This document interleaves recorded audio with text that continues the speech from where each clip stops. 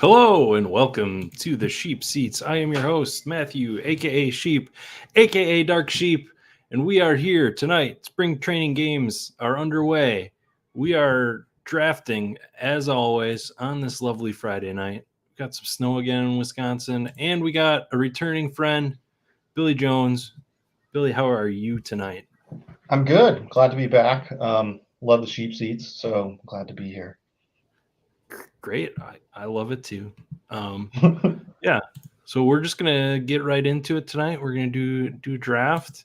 You're gonna criticize me as we go. Is that what you said? So Well, I did not say criticize. It's oh, bring a different flavor, right? Like I think that's what I love about like drafting with other people is oh, and this like is a getting new new. error. Okay. Okay, no error, just okay. It's like they need to Let's try, reset the influencer 101. yeah. Let's try that again. Okay. Well, let's reload and Yeah, let's see what. Uh-oh. live Um, troubleshooting.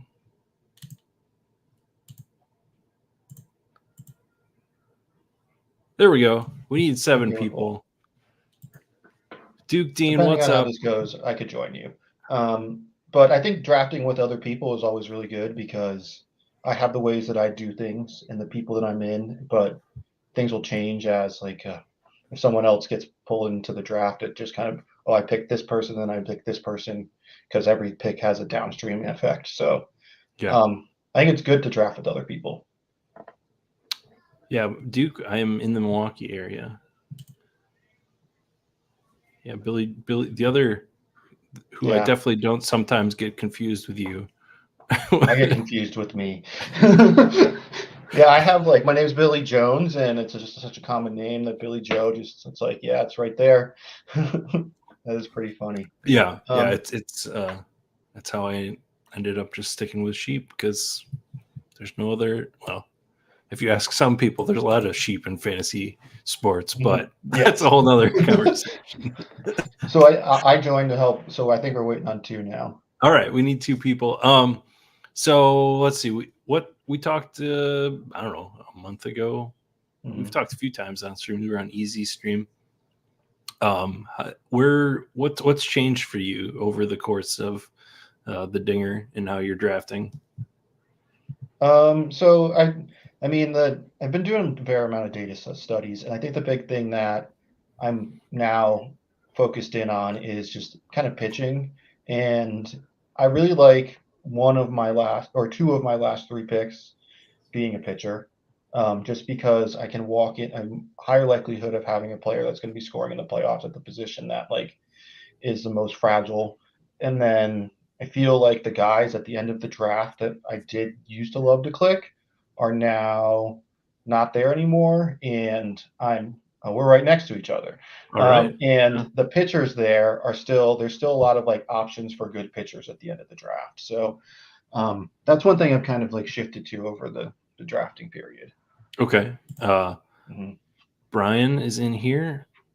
Check checking out the badge rows. Excellent, excellent. We got Terrence here. T Bear. Bryant's is in here. Billy Joe, 81. Not to be confused with Billy Jones NFL. Our Mhm. fantasy sports Dave. Chip's in here. TK11's in here. And that's what we got. But we got this nice cluster of 7 and 8. Yeah, we got some friends in here. Um, Follow up to what you were saying before. Yeah, go Wisconsin. Not enough people really say that. So yeah, definitely. Um, yes, Travis, welcome here for the Billy. Turn me up's here rooting for Chip. Um, no, you said you're going pitcher, and I think the problem. I don't know. Problem is the right word. But the thing I'm always thinking about doing that last round pitcher is like, how do I distribute that pick across all my drafts? Like if I'm Mhm. playing, because I do that a lot too, where my last guy is just a pitcher, and like I know you do a little bit more monitoring of that. Are you looking for a core of guys there, or are you just like spreading that out? I definitely have my targets, and like Griffin Canning's on there for sure. I like him. I think that the volume's pretty locked in, and it's like per game projections aren't like that much different than guys going pick 100 or so. So it's do like that a lot. You're on the clock though. Let's see what you got. Yeah, we're gonna take Julio here. I mean, it's any of these four, or like these Julio, Fernando, Tatis, and Jordan are my top three uh, first round outfield picks. So I will just take Julio here. I feel like I did Tatis on stream recently. So I'm right after you. I'm gonna go Jordan. And I don't have enough Jordan right now, and I think it's more because in the first round I kind of let it fall to me where it falls, and so I kind of now need to manipulate that a little bit, and that's okay. But haven't been getting a ton of the back half of the draft. I've gotten not a. This is my 34th draft, and I don't have a single 12 pick, and so that works. that helps. That's like a plus EV strategy right there. Not yeah. good. Well, we assume. Travis, thank you for also being here for me. I appreciate it. Chips, watching your earlier stream. Yeah, so quick plug, what I watched it too this afternoon. You talked to a former MLB pitcher that you grew up with and played baseball with. So how did that go? It was good, right? He showed up a little late, so it was a little bit chaos in that sense. And I was trying to change the link, so like the time, and so changing the link kind of made some chaos too, technical difficulties there. But it was good to catch up with him because like I hadn't talked to him in a while. But and I remember playing on literally the same team as him, playing against him during the summer, and so and he was really good. But then he he had a couple big leaps, like right as like the later part of his high school career, he got like really good, and then he went to junior college after transferring from Georgia to JUCO and got really good again. So it was really cool to have him talk about like his growth as a baseball player and how he was in like single A and then all of a sudden was like a triple A major league player in like a single year. So it was cool to have him connect with that. But it was yeah. Okay. And I'm going to go. I was going to go Schwarber, but I'll go Annalise here. And it was just good to catch up with him because he's got such a different perspective of someone who played, right? Like you hear him talk about guys that he's like, yeah, I was his locker mate. And I was like, that's so cool. For someone who was like, I'm on the board about to click him, he's like, I know the guy. Yeah, and this guy's a dog. Yeah. We're friends. It's just so different. Yeah, that was what I got out of it. It was like just how like much of a different mindset it is from like not just like so like there's those of us that are just like obsessed with fantasy and like the game is kind of secondary. I mean, we love baseball and I watch baseball otherwise, but like my primary means of absorbing baseball is through fantasy.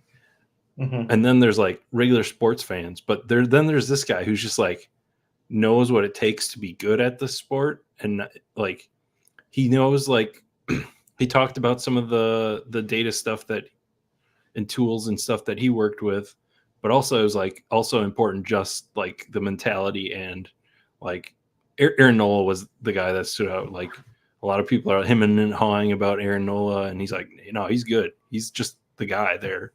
I think the question was like, which of these pitchers do we pick? And he's like, well, Nola's the best pitcher there, right? He wasn't care about like the stats or he's like, the best guy there is Nola, and then we picked Nola. So I thought that was really cool. And he's doing some really interesting stuff. He's playing in this league that's based out of the Middle East. That's more of like a showcase league. That's to go to show baseball in an area that doesn't have any baseball. And some interesting names like Bartolo Colon is still playing in the league in the showcase. So I'm like, that makes me laugh. Yeah, Pablo Sandoval is playing or played in that, and he somehow got himself a spring training invite. So well, that's what I wanted to ask. I didn't get to asking it, but I was like, did he think that he still had it when he played there, and that's why he tried out? Like, what happened? Oh yeah. It's like, did he Yeah. have like a? It's like he had this like mixtape of highlights from the Middle East League. Yeah, because he told the GM that the GM said that he had to bring Pablo in other just to get him to stop sending him workout videos. Yeah, that's funny. Going kind of back to what we were talking about, no Bo Sox. He has around 2 dozen last round pitchers all clumped together in the rankings and just kind of randomize who I take. And also is on board with the last round pitcher. Easy's pointing out that the only people that have problem with Nola are Phillies fans. But I mean, even so, he hasn't really returned a ton of like upside value in fantasy, like lately. Yeah, Billy Joe was reading about the league. Nez is here. I invited him to join us, but he said he had plans to not be stream ready for this evening. So I don't know what that means. Like if he's sitting over there naked and watching this, Sitting on that's his kind of couch. weird. Well, I think there's a thing to like being able to relax and watch it rather than to have to perform. So, if you're watching me to relax, then yeah, we maybe need to talk. I did take the fall on Spencer Strider there to go with Julio. Definitely not a combination that I have at all. Oh yeah, that's probably paywalled on the Badge Bros stream.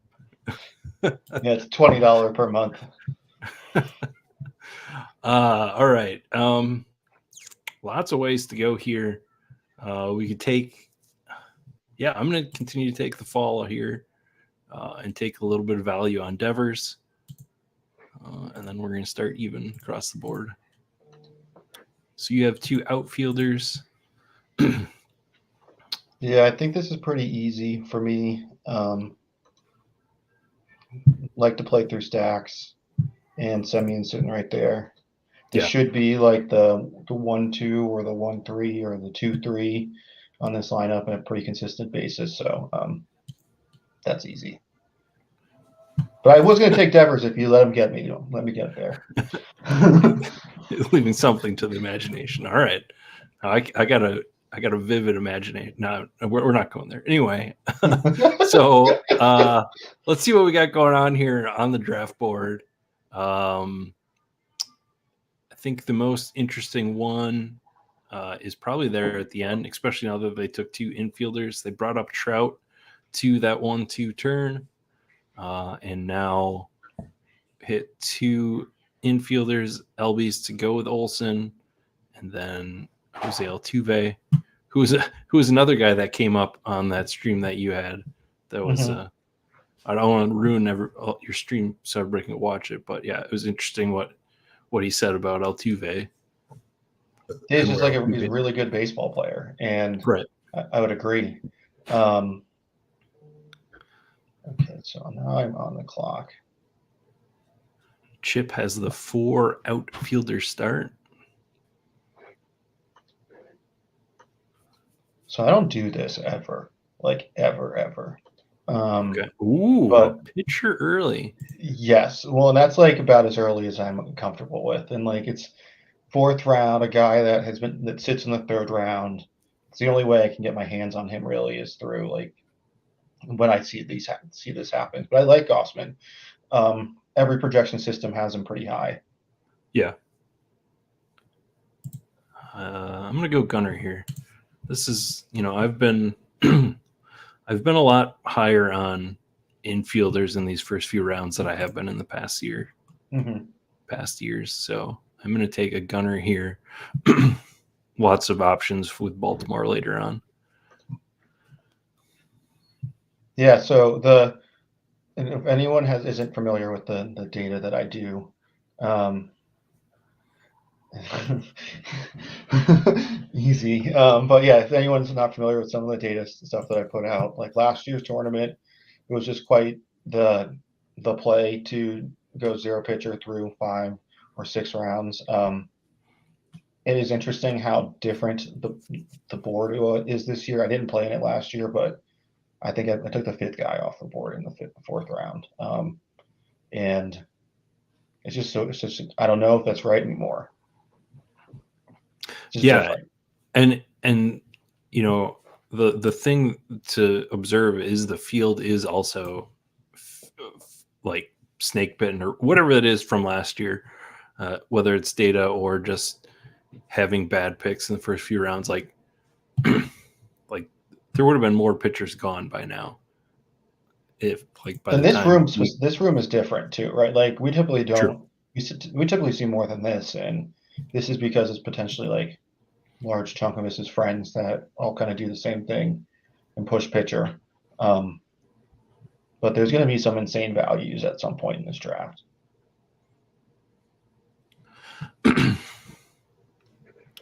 We'll see how long Chip pushes tonight, and if anybody else pushes pitcher.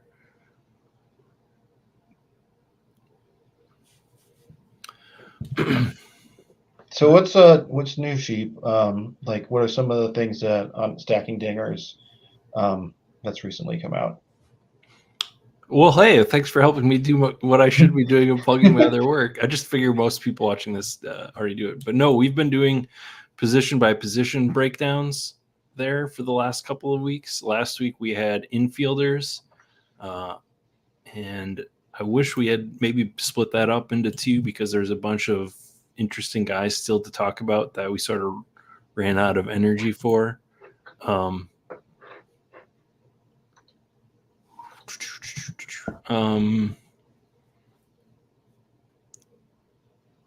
Let's see. I'm just gonna keep playing some of my hits here and take Manny Machado and kind of be uncomfortable about outfielder just as a little bit different of a build here.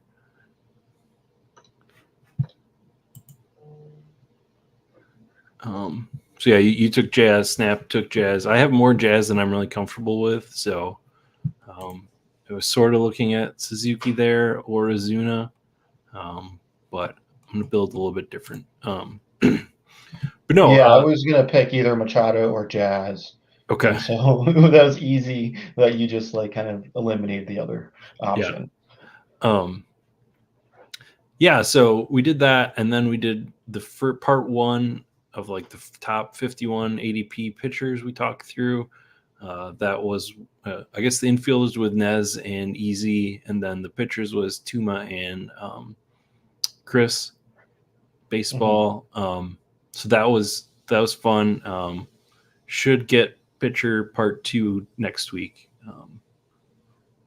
But yeah, that was really interesting to do. Definitely changed my mind on some guys, like just like talking through every player and like getting it, someone to talk through. Most of the time, most of the players had like one of the three people that had a good thing to say, whereas like sometimes you can get like in your own head and just like keep telling yourself the same thing about a player. Mm-hmm. So I think that was good, even just a good exercise to do for myself, and like the different people that just coming at from different angles. Yeah, I'm through the infield, and I'm through the pitching. I'm partially through the outfield. They're anyone hasn't watched them yet, they're heavy. But they're really good stuff because no one's talking about this from like a best ball perspective, right? That's the hardest thing is to translate the roto pods and like the pods that are for other stuff to our game. Oh my goodness.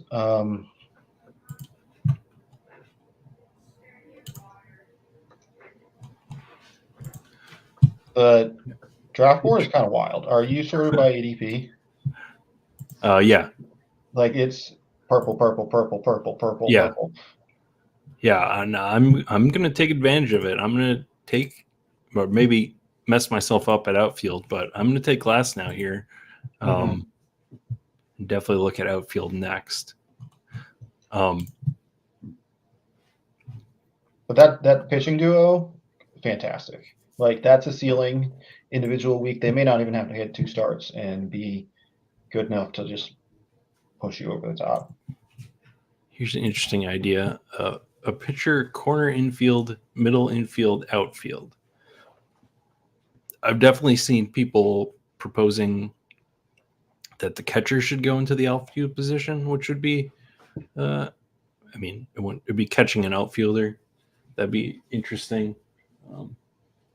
But I've not seen this a fourth position. Yeah, definitely. I think like a lot of things could be done. But I don't.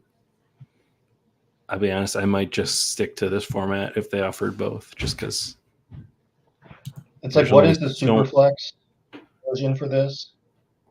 Is the question really? I mean, it would be all flex, or like pitcher and flex, pitcher and hitter. But I'm more saying that like Superflex for fantasy football or for the Underdog format is like the alternate kind of like game that's still the same game, right? It's like, how do you tweak this, because it does feel like outfielders are a little like skewed almost, like in some way, like the talent of the outfielders being picked versus the talent of the infielders is not like correctly proportioned. Right. The projection to the ADP doesn't make sense for outfield, almost like after that first group. I mean, maybe Kyle Schwarber makes sense for projection, but otherwise, as soon as you hit that point, it's like infielders just like skyrocket above. Speaking of other formats, have you done any eliminator drafts? I have not. I'm focusing on this one. I would have done the larger one, like the big eliminator, but the $50 is like not. I could do 5 of these, and I'd rather do that. Yeah. So I kind of passed on that this year, but I think it'll be in my plan for next year. Yeah. Have you done any preliminary thinking or about it? About that? Yeah.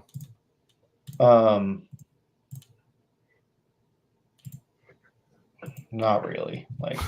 Okay. Like. Well, here's the one point. I don't think that like Quan is as elite of a pick as everyone thinks he is in that format. Right. Essentially, my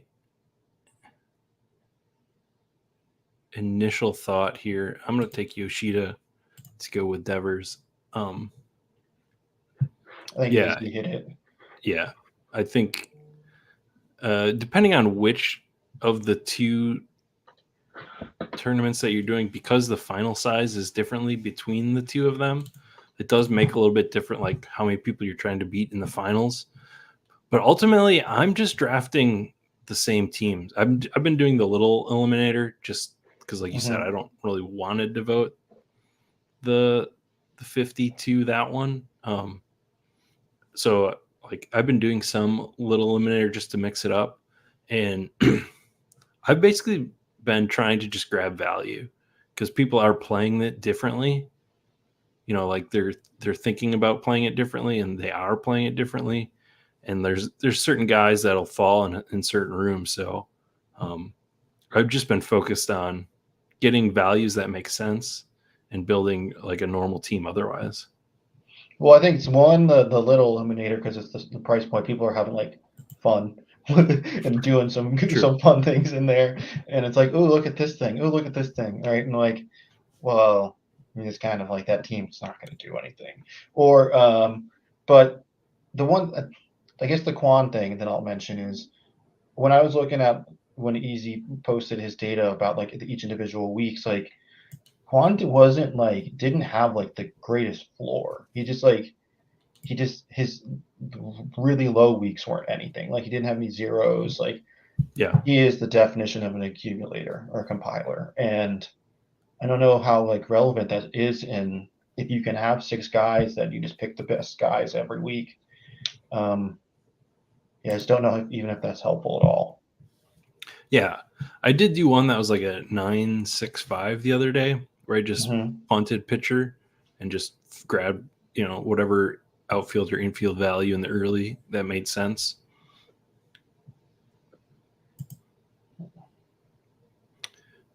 Let's see, Matt's on the 9.65. Just hope that your pitchers or your hitters stay healthy.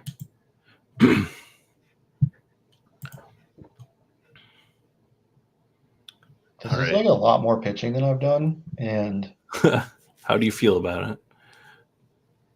uncomfortable. Okay. That's fair. That's fair. Is Senga off your board right now? Yeah, I just don't see a point in drafting an injured pitcher, like someone we know that's hurt. Yeah, and it's not a great injury. Like even if he comes back, I don't know how effective he is this year. Hmm. Could be wrong. He was a guy that was like interesting to me. He was in the range where if he fell a little bit, then I was like going to scoop him up. Don't have much of him right now because I do have him a fair amount in the opening was at the bullpen, right? Yeah, Um, because he was a little cheaper, and then he got steamed up a little bit, I think, and then I was like off him just because like structurally the round through five, 0 through 5. But profile wise, he was interesting, a lot of strikeouts. Um, but it's just yeah, not an injury that I want to mess with. Of all the injuries so far, I think the like Braxton Garrett one's probably. I think he's just like his tiredness or a yeah, little bit of general soreness, whatever general soreness means. yeah, yeah. I'm generally sore. And I don't do anything. Yeah, or maybe I that's the sit at a problem. desk all day. That's probably part of the problem. Yeah, I'm out on Senga. I was not really in on him when he wasn't hurt. Hmm. I don't know if I'm just listening to Eno on that one a little bit too much. Um, he's not a big fan just because of how much how much it depends on location for him, and he had in his history is not really shown that he can support what he did last year. So Hmm. just yeah, wasn't I'd grab him like you said when he fell, but wasn't completely out. But now I am. And Bradish, like they keep like he keeps They keep increasing teasing us, the distance, right? but like I feel good. And well, I don't know. Like, is he going to get into the bullpen and do one pitch and doesn't feel? I don't know. I'm out. Like, just seems like TJ surgery. Like they're just delaying it. So I don't know. I had like an aggressive Bradish position going into this whole thing injury, so I have to be out just because of like for me to get my exposure. I had like upwards of like 35%. So just to get it pulled down to like a number that's fine, like Yeah, I have to fade him now because he was just going to be one of those guys for me, but now I can't do that anymore, or I shouldn't. yeah. So we got Chip did take his first pitcher in Jesus Luzardo, but SJS here at the end has not grabbed a pitcher yet.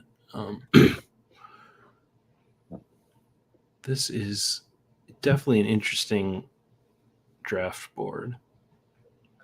It's Um, it's not one I typically encounter, and this is probably a function of like a lot of like it's a friends draft, and the draft board changes from a normal draft.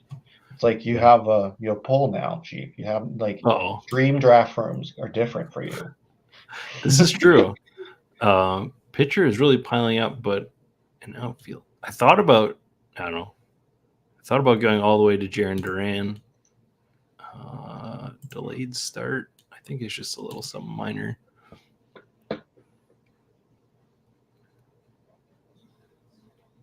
He has been a player who's been like going crazy up the draft boards. Him Yeah, and Tyler O'Neill were directly next to each other when this opened. yeah, and I don't like that. Um,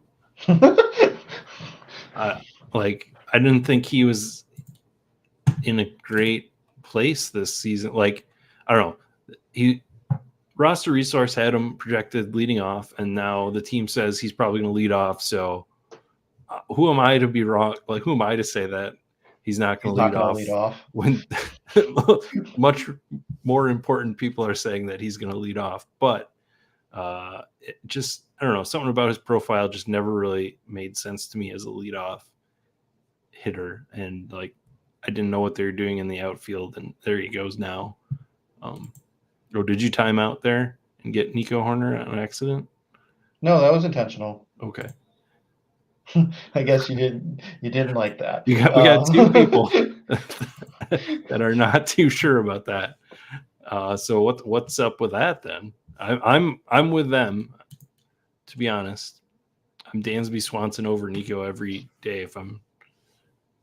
Well, I'm going to get both. And the way that the draft board is sitting, I was pretty confident I was going to be able to stack them, and I'm going to, as long as Chip doesn't play on. Yeah, he's nice, thank you. And so yeah, I got both of them. With the way that I was building this infield room, it's pushed it a little further. I like the idea of a floor guy, and that I could stack with the guy directly after him. I don't know. I thought it was just a guy I haven't been clicking a ton of, so it kind of fell in place. All right, this has officially become a Buxton is healthy for a good part of the season. I'm behind on outfield, so we're just going to take a stab in the dark there.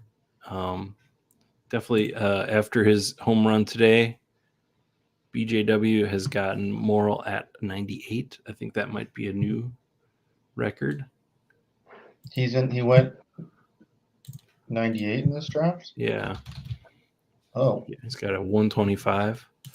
I mean, people will hit home runs in spring training. I hope ADP goes crazy like that. Yeah, I've seen a lot of positive hype on him being undervalued. Even like in the roto world, they've been talking him up. And also, it seems like he's going to play third base. He's not as he is maybe tied down to a spot more than we thought. And I think there was some worry about him not really having a position or being defined as a super utility guy that kind of scares people away, even though that has nothing to do with how good of a hitter he is. Yeah, it's like if he plays a different defensive position every day, but he's in the lineup every day, does it matter? Right. I don't think it does. Yeah, he's interesting. He's got a ton of pop, which we like in this format. Do you see Easy's comment? Yeah, so projections and position and stuff, he's got him at 68th. So definitely a good value there, even at 98, if that is true.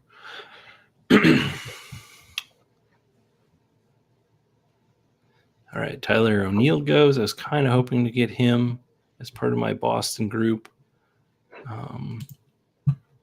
Yeah, and he's a guy I've been targeting this year. He sounds like he's going to be in the starting lineup as well, kind of locked in left field. And I know he's hurt people in the past, but Fenway's a fun place to hit. All right, I'm looking at a picture here. I think we're going to go upside again and take Yuri Perez with the Strider, Glasnow, Perez, and just maybe go a little bit more boring from here. That is someone that in the pitching episode, Tuma got me a little more excited on. And I was looking in the little graphic that Tuma had put together for the second-year guys and how many innings they pitched. I was thinking he was more around 100 last year, but he's actually had like 121 between when he got demoted and the regular or on the regular team. So I think I was a little bit too low on him in terms of like how much he was going to pitch this year. Yeah, and I think is he depressed because of the projections have like a low number on him for innings? Yeah, but his innings might be really valuable innings. right. Because he is still like 20 years old, and so they could still manage him. And I think they had some vague statement already. Somebody on the team, some vague statement about managing him in some way again this year, but we don't know what that means. But given the 120 innings last year, like he should be able to get that in the majors, even if they send him back down for a period of time or something. You'd think he'd be set up for that, but Yeah, and I am really curious. This is one thing I did not get to ask today is like the minor league and major league innings combined, are they considered the same in these teams' minds, or are they considered different, like level of stress? I'm gonna go upside as well with this pick, but someone whose balloon is a little more inflated, as Tuma would like to say. very inflated. Yeah. Yes.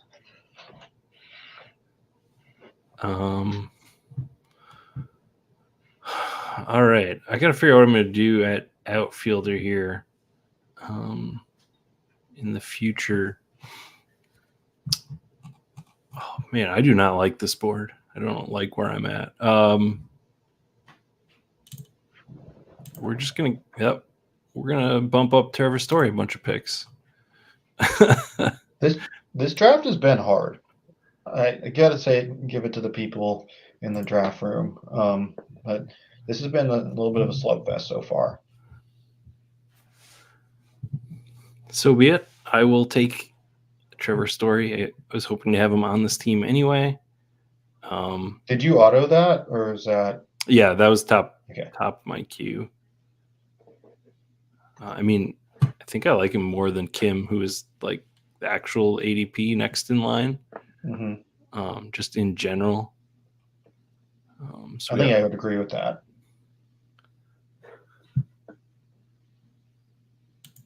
The star method claims another victim. I mean, it was that, or I guess I could have Senga, and that maybe wouldn't have been as bad, but I'll take it.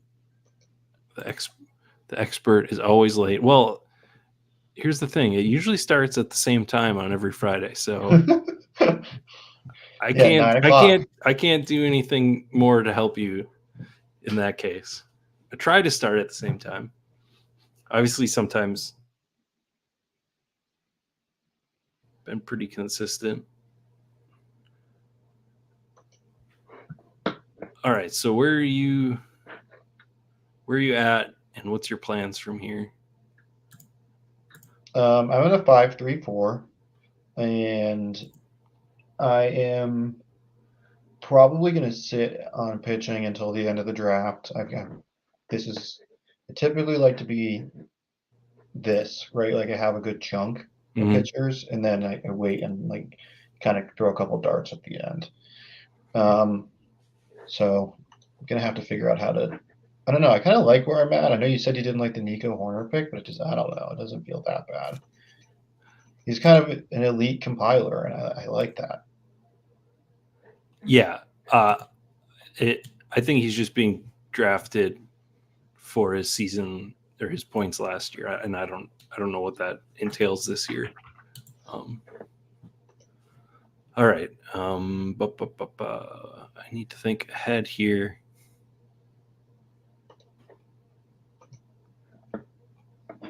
Just looking at my team.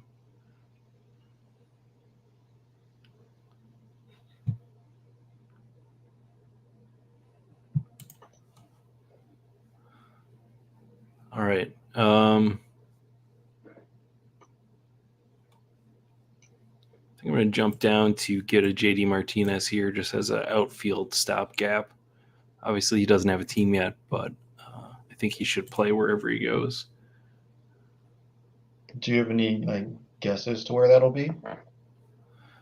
Guesses? No. I don't know. It's like who needs a right-handed DH? Everybody could use him, but like who's actually going to pay him? Like how much is he worth? I don't know. I feel like I'm so like disjointed on who's left in the outfield or not in the outfield, but in the free agents, just because there's so many still unsigned and like teams aren't paying.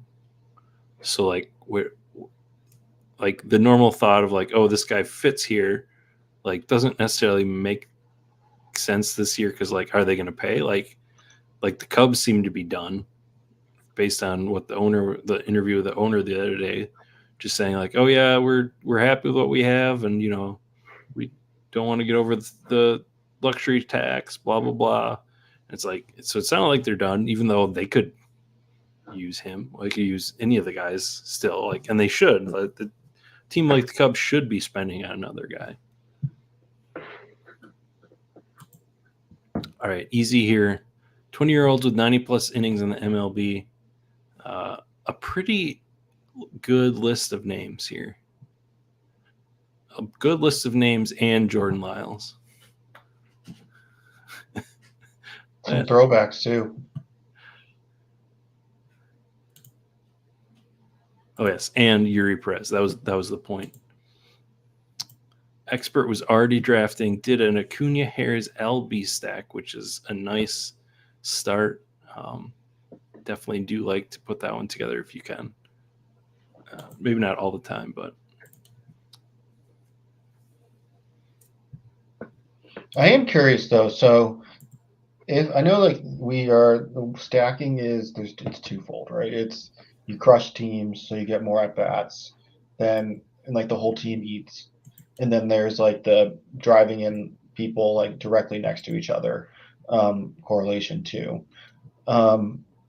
Is there going to be a situation where Acuna, Harris, and Albies ever actually hit next to each other? Like, or are they going to be one of the two of them will be up at the top, and one of them will be kind of buried after the true power hitters? Let's see. I'm going to take Nick Pivetta here. Does that make sense? Yeah. I'm not. I just don't worry about it. Batting order. Yeah. Yeah. Like, and even I don't have numbers to back any of this up because, like, but just the idea of the reason that a player is succeeding on a team, like what is that? Is it how much of that is matchup related?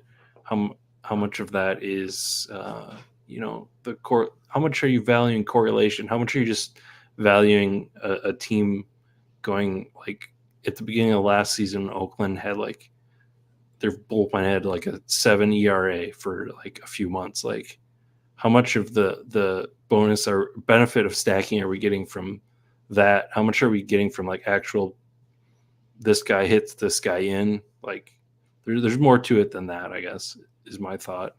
And like, even if they're most likely never going to bat next to each other, they just get added benefits, I think.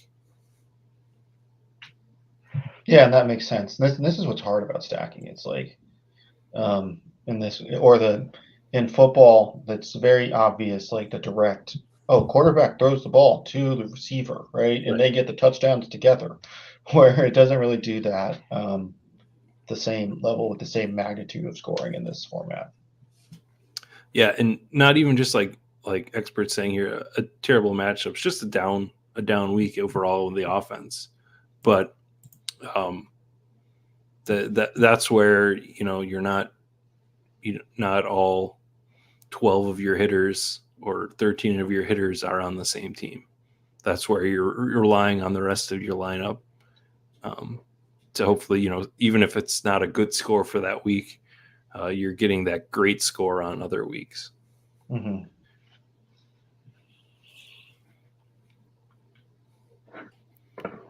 Where are you at with your draft? All right. I have 4-5-5.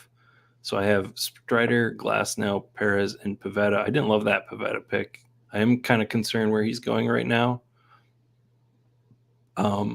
So be it. And then I have a Boston, San Diego, sort of mini San Diego. So yeah, I'm not exactly sure what I'm doing here. You're drafting a team. Yeah.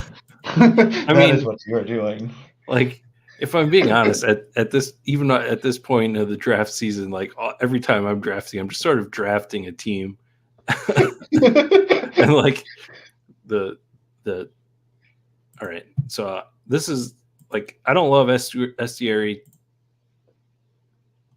Ruiz here, but like if he's at 175, like I think that's a lot more reasonable than where he's going. So I'm going to be happy with that.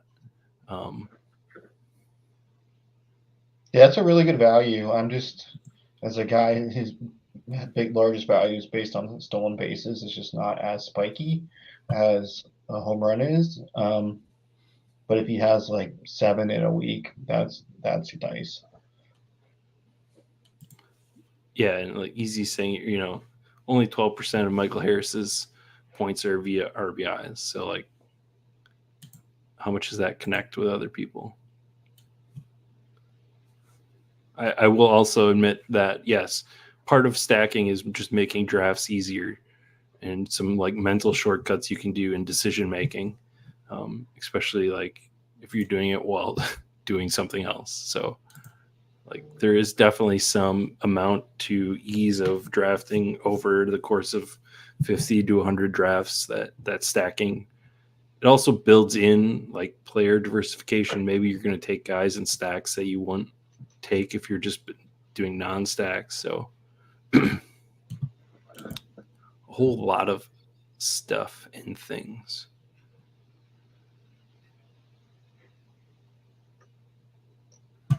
All right. I'm taking Walker Buehler here.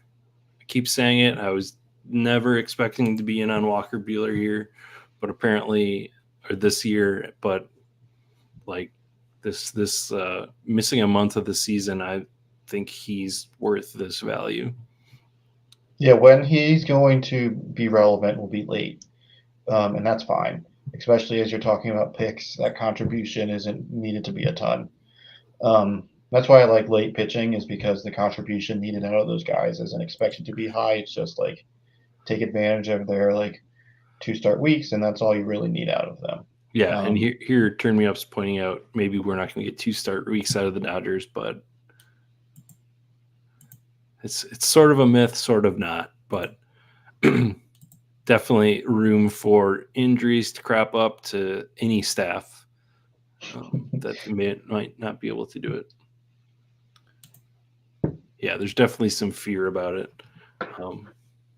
And Glass now, I don't care as much for the upside. Like, I'm much more worried about Yamamoto, where he's going compared to getting Glass now at 66. Just because the trade off, the trade off here for Yamamoto is like Gallon. I don't know why like Yamamoto is going ahead of Gossman and Wheeler, and like Galnos and Lopez. Like those are all proven commodities. Yeah. I don't know. I just feel like I'm giving up less where Glasnow is going by taking him. Mm-hmm. Completely agree. Hey, what's up, Josh? Thanks for joining. Glad to have you live. So how many drafts have you completed so far? That's a great question. This is 44 of dingers. Okay. I think I have 3 going slows right now. I need to up some slows. Hopefully, going to get to about 100. I think that seems. I have been holding off to get spring training kind of underway before I really get back into the swing of things. I've been doing maybe 3 a week, and then mixing in an eliminator here or there. And you're doing some perfect games. Yeah. I did some slows of that, and sometimes I get pulled into the fast ones when people are trying to fill them. But I'm at 5 of those now, and I'm going to hold off and see where that contest looks like it's going to get filled before I really decide. Mm-hmm. Like I was thinking, up to 10 of those, but yeah, that's the one where it's like, because we know I feel like I would want to be as like knowledgeable as possible just because of the price point. like get as much injury information as possible, like wait for as late as possible. You may miss a little bit of ADP, but whatever. All right. I don't care about ADP right now. I'm just gonna get Ryan Mountcastle, who I know Nez doesn't like, but I think Ryan Mountcastle might be the best value of the entire Baltimore team if he hits, or if he's healthy and hits like he did 2 years ago. Obviously, there's some concern with the stadium now and him being most affected by that based on the side that he bats from. But I just think there's so much to like about him, and that he so much of last year was injury, and he had the weird vertigo stuff. But I don't know.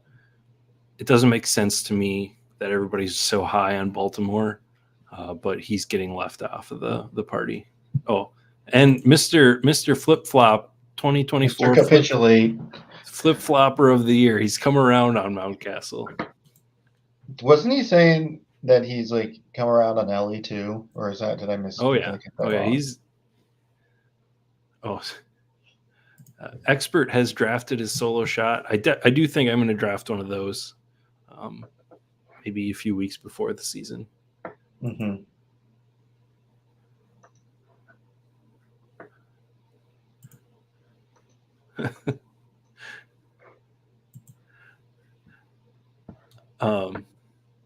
Yeah, some people talking about Yamamoto back there, and like, it's too bad to be out on him because it's gonna be fun to see what he can do and watch him.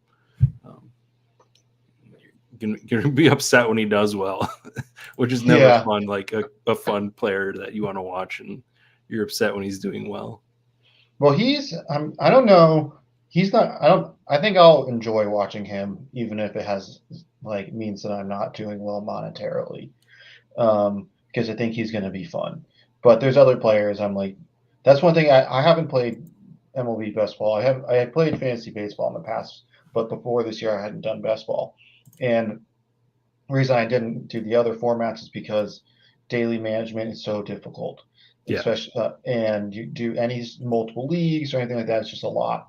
But now I have players to specifically root for again, which is I'm really excited about. And now I have it like with best ball having multiple teams, you have many players to root for, and that's nice. Yeah, for sure. And like it just like enhances watching baseball. Like you can put up the I don't know. I assume they're doing it again this year. The big inning where you got like 4 games on the screen at once when they're doing it, and like it's jumping around, and you can just like, oh, I got this guy today on my daily drafts. A lot of, oh, that guy is up to bat, or this guy's pitching. It's his half inning to pitch. I got a bunch of him in the dinger. So like, let me watch that and enjoy that, and just getting that little bit of like adrenaline or whatever the chemical is. I don't know that you're getting that boost while you're watching it. A little bit of endorphins, is it? Maybe. Sure. I'm getting excited. I don't know. I don't Do know. you play dailies too? Yeah, for sure. Yep. I'm not like, I don't play every day. I play when I have time to draft like 5 to 10 drafts. And then some days I'll play more. Sometimes I'll just play like the night slates when I, after work, there'll be like a late slate, and I'll draft a bunch of those as I'm sitting watching the earlier games or something. I don't know, but definitely play the dailies. I pretty much most of my DraftKings daily volume just came to Underdog at this point.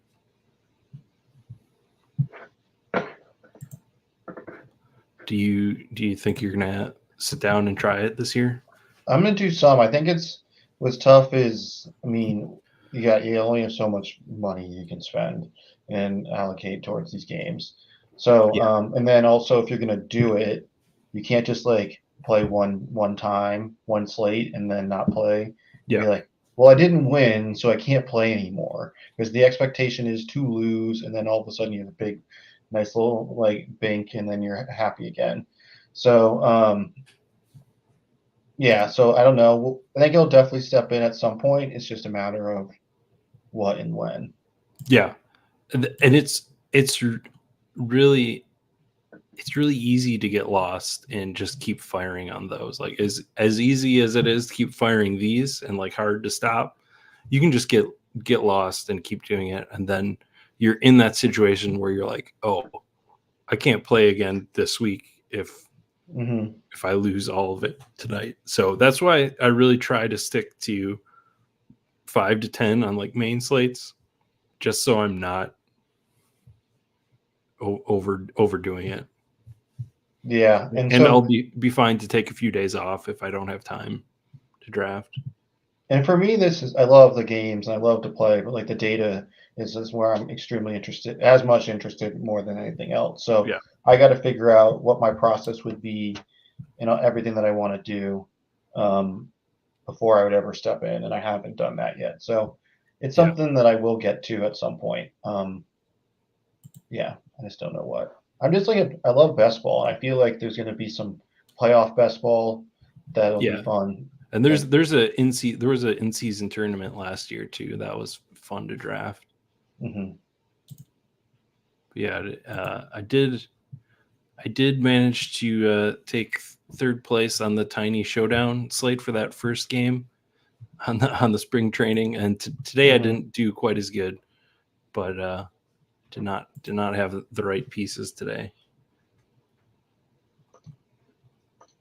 All right, so I got 7 infielders.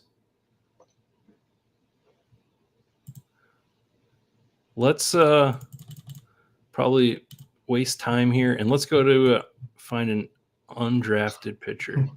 Deep. You didn't even. You went way down there. We do want one without an ADP. Maybe we don't. Maybe we want to scroll up a little more. 240 only. Here's an interesting one. I have not taken at all that there's starting to be some post hype, some stuff in what he's doing in spring right now is a little bit interesting. So there's a pick for you, Nez. Little Ronzi Contreras. I don't know if that's true, but I saw I've seen a couple people posting on what he's showing this spring and some of the changes. I'll be honest, I can't even tell you what those changes are. But I've seen smart people saying good things. And sometimes when it comes to taking in fantasy baseball information, like that's the best shortcut you can do is like find the people Mhm. that you trust and like be able to, take that information and just make a few gambles on it. That's all. That's how like all of these best balls things are. Just find people in these different pockets that you trust, and then you just lean into them. Right, with wide receivers, you do Matt Harmon, reception perception. You kind of like you get different Yeah. things, right? Harris pitchers, right? You got your guys.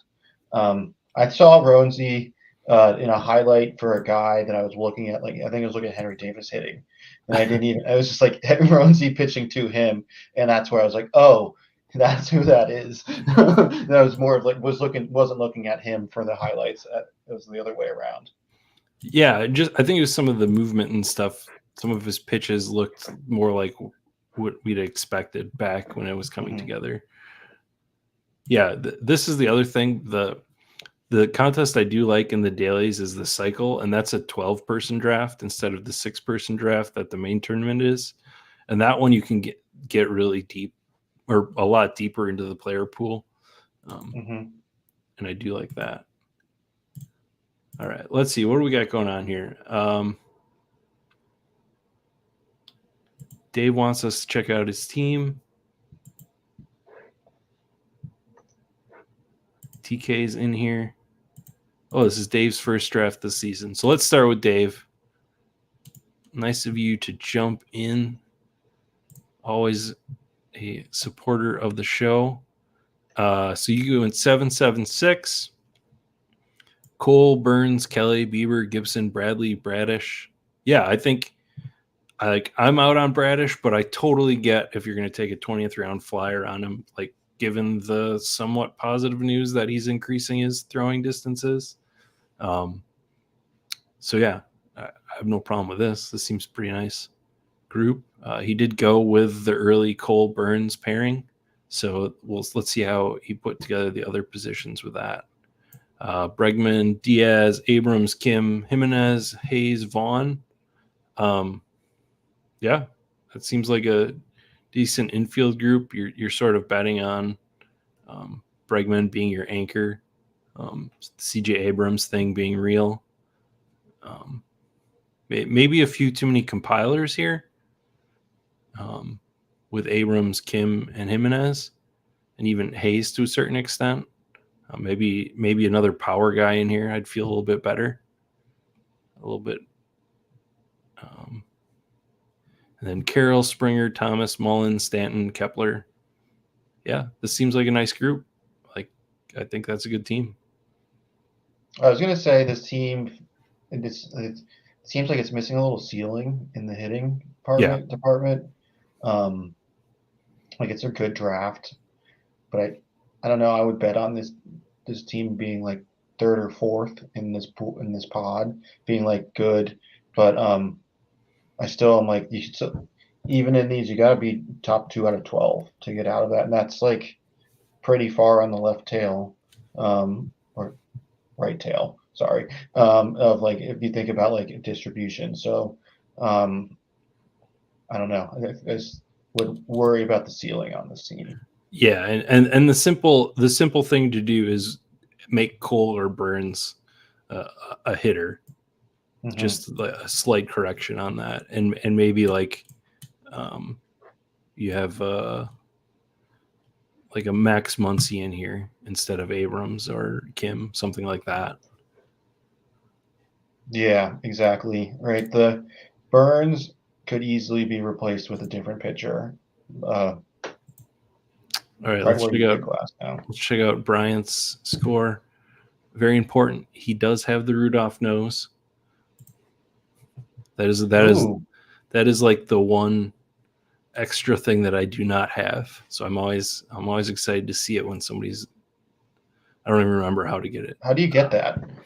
I think you something on Christmas Day. I think you have to place in a NBA something or other on Christmas Day, which I tend to stay as far away from as possible. Maybe you had to win football. I don't know, cash in football and basketball. I don't know. Anyway, Brian's team. Tariq Skubal, Carlos Rodon, Lucas Giolito, Kikuchi, Lodolo, Wu, Skeens. This is scary pitching group. This looks more like maybe a pitching group that you would put together. Maybe not these specifically, but these this cost on your normal drafts. What do you think about this group?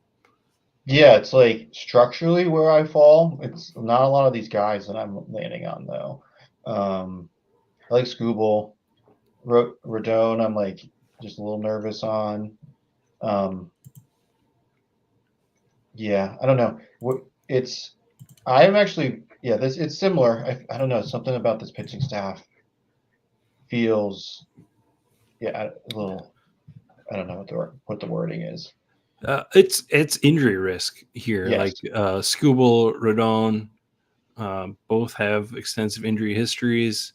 Lodolo, definitely, we don't know even where he's at yet this season, like when he's going to start pitching or get into spring. Wu is innings risk more so that like is he the 5th or 6th? Is he more of a bullpen guy?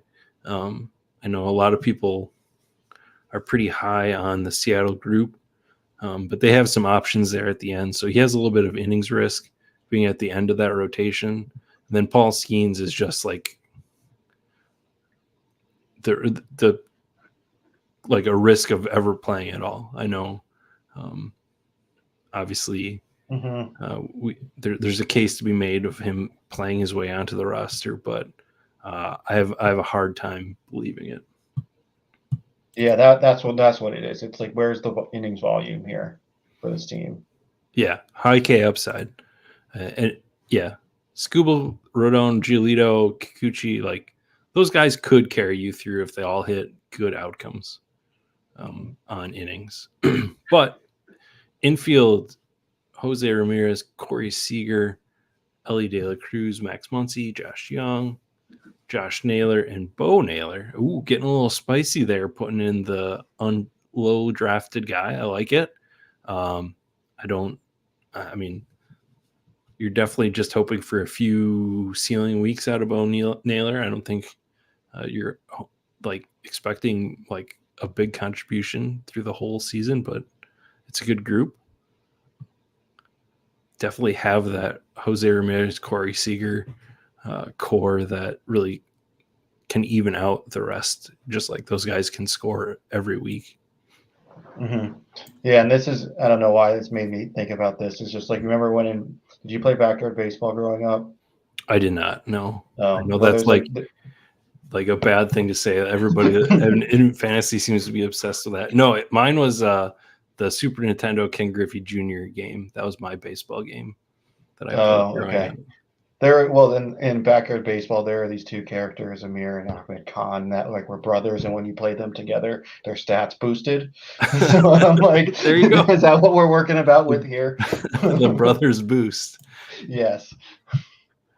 Outfield is Otani, Teoscar, Riley Green, TJ Friedel, Kerry Carpenter, and Parker Meadows. Couple of Friedel and Meadows aren't really on my draft board at all. But I think everything goes together here, how you drafted. This is an interesting comment. I think too many people are worried about their top picks when the draft actually starts at pick 100. I get that sentiment. And like, even like I was talking about the, doing the shows for the like players, like the different positions, we definitely skip some of the top guys just because, like you can argue a lot of stuff about the top guys on the board, but like, where does that actually get you? But yeah, that's definitely an interesting thing. I don't know if I'd say pick 100. I'd say maybe a little bit earlier than that, but I definitely get that sentiment. I agree, and I think the only caveat I'm going to put there is that the top 100 picks sets you up with what you can take after, right? Like you went like the team that went very really early pitching, the Cole Burns, right? Like you can't take pitching in the window that I really like to take pitching. So that's what it impacts. But the players, you can make any argument for any one of them. All right. We don't look at the rest of his lineup. He only wants to know about the pitchers. As I pull my headphones out of my ear. Let's see. So Cease, Snell, Steele, Imanaga, Morton, and Mackenzie Gore. That is a group of pitchers, and I think it's a decent group together. I like it. So, I mean, I have a couple of gripes with individual players on here, but I think the grouping makes sense. I like it. I mean, I like it a lot. You got the really spiky Cease and Snell, super high ceiling for individual starts. I have like in a pretty egregious Imanaga position right now, and if he were to get hurt, my whole like portfolio is like no thanks. Like it's advanced rates have to come with a caveat for this year then. No, I think it's pretty good. Yeah, Mackenzie Gore seems to be a popular late round pick. I definitely have him, but I'm not. I think he might not be very good. I don't know. The strikeouts are there. If he can figure out walks and home runs, then he could really return value. But I don't know. I just at this point where he's at, I don't even know how old is he. I'm looking it up. 24. So he's still a lot younger, maybe, than I even think. Maybe that's part of my issue is I feel like he's been talked about for the last 3 or 4 years or whatever, that like I could just be thinking that he's older than he actually is. Mm-hmm. Like you think he's still the finished product when there's potential Yeah, ascension in there. exactly. Mm-hmm. All right. Would you like to look at your team Sure, yeah, of course. next? All right. Billy Jones, NFL, 776. Yeah, I'll just let you walk me through it here. Yeah, so pitching, it's a little more pitching than I typically do early. I like to push that a little bit. But it was just like it was a function of the value that was coming my way. Um, Gossman at great value, Kirby at great value, Freed at great value, and then kind of just pick the guys later that Gray, Brown, Miller, and Crawford that kind of just like in the slots that I like them. So this pitching staff feels really good. Yeah. A lot of times I get to 8, and I didn't feel like I wanted to in this one. Okay. My one question would be: did you think about, since you did spend Gaussman early, did you think about stopping at 6? No. Okay. I'm like I've come to the No. conclusion that I am not doing 6 anymore just because we're like they would be late that I'm like kind of like making the decision on do I like a pitcher or not, and I just feel like the guys late. I think of them as rooms, right? Like pitching, is there more to add here? Yeah. Infield, is there more to add here? Like very marginally. Outfield, is there more to add here? Very marginally. So that's why I'm like kind of mostly landing on pitching late. Um, yeah. And like baseball's visual, where he's like all the pitchers just kind of like you start at 7, you end at 5.5.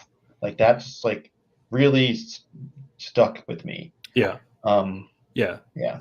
So if you hadn't seen that, Chris Baseball had put together a chart of like on average, like your attrition rate over each week, Mm-hmm. and like where you're at, and like basically what was it, two and a half, 1.5 or 2.5 pitchers you lost on a 7 pitcher team. I think it was like 1.5. So Okay. 7 down to 5.5. Yeah. All right. Infield. Yeah, Semien, Horner, Dansby Swanson, Jake Berger, Josh Suarez, Josh Bell, and Thairo Estrada.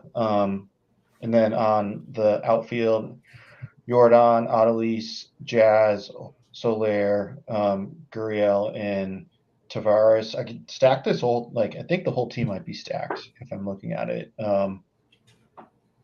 Yeah. I don't have Houston, but Sure. like Stanilo, Jordan, but I play in Texas, Adelise and Semien, playing Chicago, Horner and Swanson, playing Miami, Jazz, Berger, and um, Bell. So and then Arizona. Like I like kind of like how that these little minis. I think there's access to like people that pair pretty well, and I've been landing a lot of these teams. Okay. We do have a question. What your hat is? Louisville Slugger. Yeah, like the baseball company. Okay. Back on Gore here. Yeah, it's definitely an interesting comparison to Julio Urias, who was hyped for a long time and then eventually put it all together. I do think some of that was how much he was actually allowed to pitch, though, whereas Gore has like had free reign if he had been able to handle it. Yeah. All right, so I'll let you roast my team then too. Oh, roaster team. Yeah, This sure. one's definitely amazing. We are. Oh, you just want to come back on the show? It's okay. You can. I won't. I won't hold it against you. Okay, so you started off with Julio Rodriguez in the first round, and then went to Strider, which I like actually a lot. I know last year Garrett Cole's numbers are going to look really bad, but that means he's paired most commonly with Corbin Burns, who was like the bad one of the pairing. So I don't think it's a bad thing to start off with Strider. So I like that. Your pitching staff: Glasnow, Yuri Perez, two really high ceiling guys. Potential inning concerns there. Went with Pavetta, seems safe, been a riser. The market thinks he's a good pick, so that seems like a good pick. Walker Bueller at value, Nestor Cortez, and then a fun pick with Roansy. So a lot of ceiling in here, right? This team you could turn over the cards in the finals and be like, I don't want to face that team. So Yeah. I like the way that this pitching staff came together. I do think there's a ton of inning risk here, though. Mm-hmm. Like everybody outside of Strider, even Strider, like he's been relatively clean bill of health, but like a guy that throws that hard that often, like there's always that little bit of like niggling at the back of my mind, like is this guy going to throw out his arm? like, Mm-hmm. like I don't know, but yeah. All right, and then sort You of. did. Go ahead. Oh, I was gonna say you said you got a lot of teams that you're getting, and this is a lot of teams that I'm getting often too. Yeah, so you went Devers, who's like a projections darling, at his value. Gunner, really good pick too. Like Baltimore ascending this year. Played San Diego infield, which is fun. Then you start to stack up the infield with Story, Mountcastle, Grissom. You said you didn't really care about ADP, which is always fun to kind of move people around the board. And then outfield, you went Julio, Yoshida, Young Ho Lee, which is fun. And then you kind of were like, okay, I've got a little bit of oatmeal, a little bit of boring with these guys. I need to have some spice. You added in Buxton, you added in Martinez, added in Ruiz. So I could see that, how it's like you got the spikiness to support the guys that have your stability. Yeah, So yeah, the team works. I keep taking a lot of Lee. I'm definitely very scared of it. Like I don't Mm-hmm. know if he's gonna hit 1 home run or 10 home runs. Like he might be Stephen Kwan, and we're just taking him a few rounds later, and he's not doing much for us. But it's like if Stephen Kwan was at that price, you're probably happy with it. It's just if he were to raise up more, I like him in the Solaire builds. Yeah, Yeah, yeah, and then I like Thairo Estrada late. But yeah, I can see what you're saying. It's just like pretty like uninspiring pick if from like a ceiling perspective. yep. All right. Well, thank you for jumping on tonight. Mm-hmm. Appreciate it. I know. What is your YouTube channel for all the stuff that you got coming up? Oh yeah, so I have my own YouTube channel, the Billy Jones Podcast. Do some interviews with some friends, do some drafts, talk some data on there. I'm also have a couple articles coming out for Spike Week coming soon. I'm really excited for those to drop. And yeah, and Is then you can that also follow me on Twitter at is that the handle baseball below. or football that you're putting together? Both. Nice. Yeah, I'm gonna do a little bit of both. So I'm gonna freshen up some of the original posts I did with baseball, add some more depth there, and then a lot of football stuff too. So that'll be fun to work with them to get affiliated with the website that's focused on best ball. It's going to be fun. Yeah. If you everybody's already dropping off, but this Sunday at 1 Eastern, 12, I'll be part of the Justin Mason Podopalooza. I did get into TGFBI this year, and I kind of signed myself up to be part of that Podopalooza. So I didn't know what that meant, but apparently it means I get assigned to a group talking bounce back players. So that hour will be the four of us talking bounce back players. So that's fun. I'll be doing that. You got to drag the conversation to best ball somehow, some way. That's the thing. Like, I'm trying to like figure out like how I even, because they sent me a list of names, right? I'm gonna run this by you live on the air. They sent me a list of names of players, and I'm like, who's gonna be watching this stream compared to what I normally do, and like, how do I evaluate these players? Like, they're like, for instance, Lance Lynn is on the thing.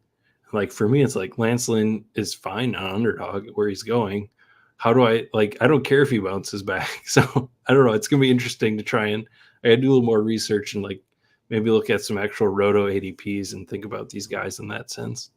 Yeah, you can go one of two ways. You can talk about it from the roto perspective, or you can be like, well, Lancelin like wasn't that drafted that high last year, and he wasn't that bad because in the format, like all of his junk gets thrown out, and we don't need it, and his good starts are still good, and then they'd be like, No, what but do you what? mean? What is this? What is this wild game? There's no way that's a fun game. Like I swear it is. We draft all year.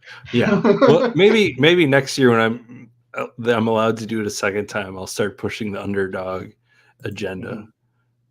Yeah, it's like I will only come. Oh, you host it. Yeah. All right. Before we go, I guess we got a question here in at the end. Favorite late round targets for pitchers? Need some new guys to sprinkle in for drafts. Seth Lugo is just like my go-to default late round pitcher. It probably is a silly thing to say when I'm saying that Mackenzie Gore is a bad pitcher to take late, and I'm taking Seth Lugo, who is not a good pitcher, but should just like pitch a bunch of innings. What's one or two names that is in your rotation that people might not be thinking about? Well, one of them is late, but he's definitely being drafted at 100%. They're both on my team.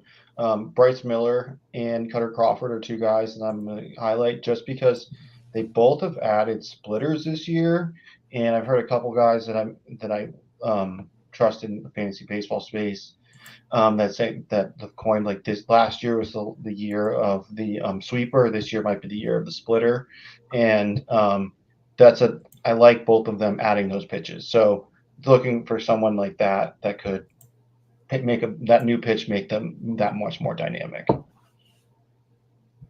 Yeah. Yeah, and actually, if you want late round pitchers next week, the Stacking Dingers pitching part 2 will definitely get into those late round pitchers. Also, that's like what that whole episode is devoted to. So we will be. Hopefully, I'll get Chris and Tuma back together for that, and we'll do all of those guys. Talk about them all, even ones that we might not want to pick. No bullpen arms. Just if you're new to the space, no bullpen arms. Saves aren't relevant. Yeah. All right. Well, everybody, thanks for joining. It was an excellent stream. Glad to have you all. Thank you, Billy, for joining. So, yeah, for Billy and myself, everyone have an awesome weekend and have some great drafts.